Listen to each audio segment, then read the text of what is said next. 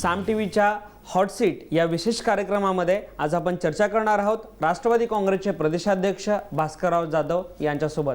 भास्करराव जाधव, आपलं स्वागत आहे हॉट सीट या कार्यक्रमामध्ये। नमस्कार नमस्कार। निवडणुकांची रणधुमाळी सुरू झाली आहे आणि अशातच नुकतंच हातकणंगलेची आपली जी जागा आहे ती आपण काँग्रेसला सोडली। गेल्या अनेक दिवसांपासूनचा जर राष्ट्रवादी काँग्रेसचा जर इतिहास बघितला, जेव्हा जेव्हा काँग्रेस आक्रमक असते, फ्रंट फूटवर असते, तेव्हा राष्ट्रवादी काँग्रेस पक्षाकडून महत्त्वाची मंत्रिपदाची खाती मिळवण्यात किंवा जागा वाटपामध्ये सीट शेअरिंग करण्यात, अधिक जागा पाडून घेण्यात यशस्वी ठरते। मात्र आज संपूर्ण देशामध्ये एकूणच काँग्रेस बॅड पॅच चालू आहे, भयानक अँटी इन्कम्बन्सी दिसते आणि अशामध्ये एनसीपी बॅकफूटवर आली आहे। अशी का वेळ आली एनसीपीला की हातकणंगलेसारखी जागा काँग्रेसला सोडली? असं आहे की आमच्या पक्षाचे सर्वोच्च नेते आदरणीय पवार साहेब आहेत आणि पवार साहेबांनी आपल्या संपूर्ण जीवनामध्ये राजकारणाच्या ठिकाणी ठेवलं आणि वैयक्तिक संबंध, वैयक्तिक मैत्री याची आणि राजकारणाची कधी गल्लत करू दिली नाही। परंतु बऱ्याच वेळेला जे दिवसातले 24 तास आणि रोजच राजकारणाचे विचार करतात आणि राजकीय वागतात, त्यांना असं वाटत असतं की पवार साहेब हे राजकारणाकरता मैत्री करतात।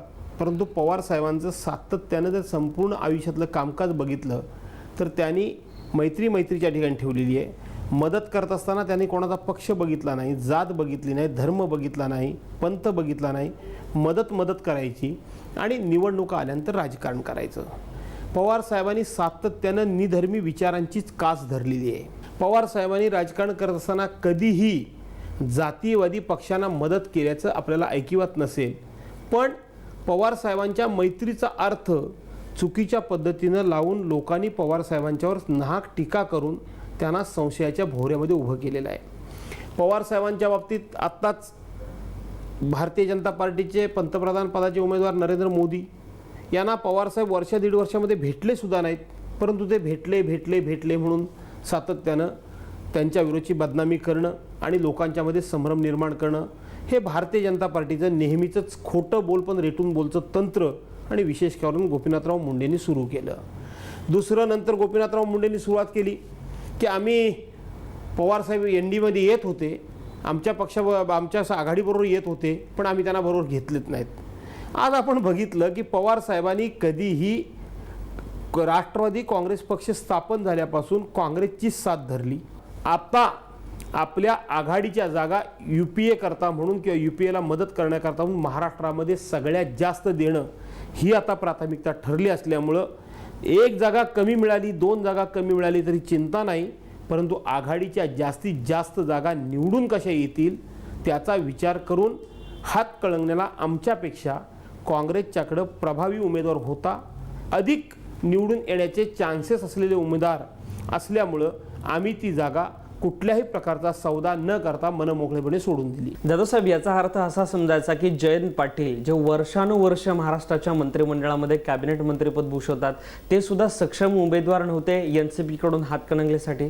ते राष्ट्रवादी काँग्रेस पक्षानं इथून आमचे ग्रामविकास मंत्री जयंतराव पाटील उभे राहतील असं कधीच जाहीर केलेलं नव्हतं किंवा राष्ट्रवादी काँग्रेस पक्षातर्फे मला उमेदवारी मिळावी अशी जयंतराव पाटलांनी कधीही मागणी केलेली नव्हती।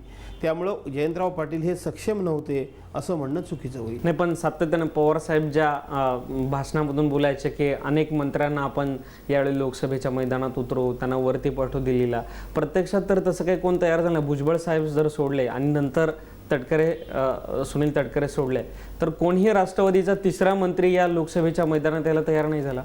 3 मंत्री आहेत, एक भुजबळ साहेब, दुसरे सुनील तटकरे आणि तिसरे सुरेश धस। त्यामुळं ते तिसरा नाही कसा, 3 मंत्री आज आमच्यासमोर निवडणुकीमध्ये राष्ट्रवादी काँग्रेस पक्षानं त्या ठिकाणी निवडणुकीच्या रिंगणामध्ये उतरवलेले आहेत। आपण नाशिकच्या जागेबद्दल जर विचार करायचं म्हणलं तर समीर भुजबळ तिथे एक सक्षम उमेदवार म्हणून सुद्धा त्यांच्याकडे पाहिलं जायचं, चांगलं काम त्यांनी त्या ठिकाणी दिल्लीमध्ये केलं होतं। असं असताना देखील फक्त समीर भुजबळांवर त्या ठिकाणी छगन भुजबळांना उमेदवारी दिली म्हणून एक अन्याय झाला असंही एनसीपी मधलेच काही लोक म्हणतात, त्याबद्दल आपल्याला काय म्हणायचं? ज्याची पवार साहेबांच्या नेतृत्वावर श्रद्धा आहे आणि ज्याच्याकडं सबुरी आहे त्याच्यावर राष्ट्रवादी काँग्रेस पक्षामध्ये कधीही अन्याय होत नाही, होणार नाही। राहता राहिला प्रश्न समीर भुजबळांच्या ऐवजी सिनियर भुजबळ साहेबांना का पाठवलं. आपल्याला माहिती आहे की लोकसभेमध्ये पवार साहेबांनी निवडणूक न लढण्याचा निर्णय घेतला आहे आणि ते राज्यसभेवर गेलेले आहेत. आज आमचे सिनियर लीडर प्रफुल्लभाई पटेल हे खालच्या सभागृहामध्ये आहेत आणि पुन्हा भुजबळ साहेबांसारखा एक आमचा दमदार नेता हा दिल्लीमध्ये आज पाठवण्याची आवश्यकता पवार साहेबांना वाटली. आणि भुजबळ साहेबांनी देखील सांगितलं की गेले अनेक वर्ष मी आता महाराष्ट्रामध्ये काम करतोय, कित्येक वर्ष, माझ्या माहितीप्रमाणे तर ते 1990 सालापासून विधिमंडळामध्ये आहेत.